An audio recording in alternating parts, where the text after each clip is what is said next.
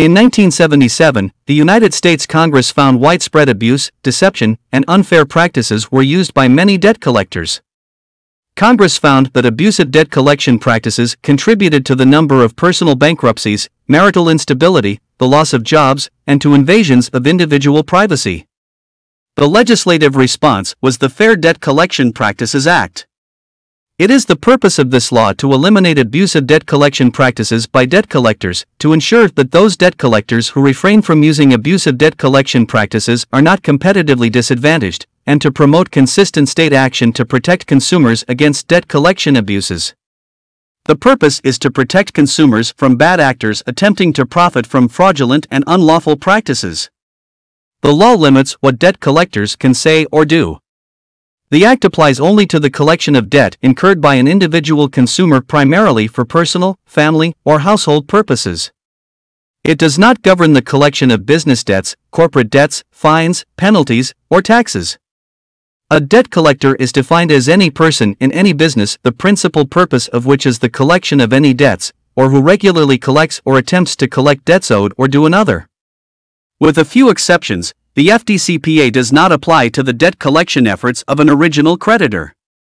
The Fair Debt Collection Practices Act regulates third-party debt collectors and second-hand debt buyers. It also applies to lawyers and law firms regularly engaged in debt collection. Debt collectors must disclose their true identity. Failing to disclose the collector's identity to the consumer, or using a false business name, is a violation of the law. The debt collector must disclose that the debt collector is attempting to collect a debt and that any information obtained will be used for that purpose.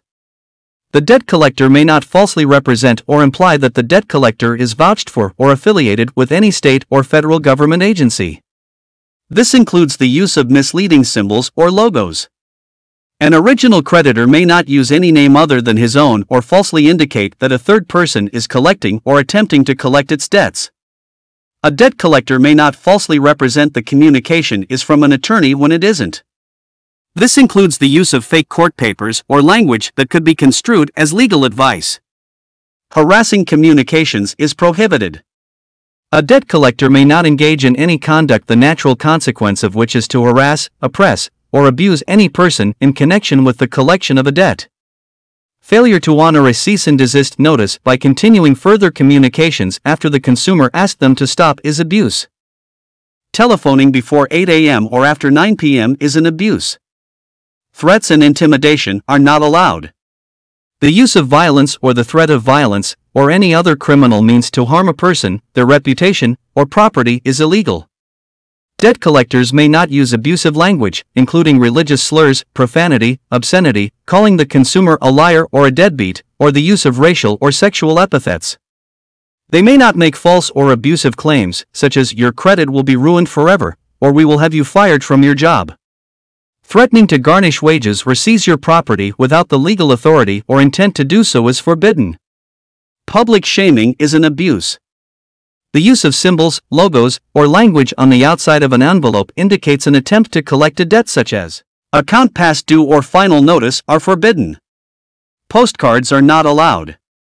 Calling third parties, such as family, friends, or neighbors, and disclosing the debt collection is against the rules.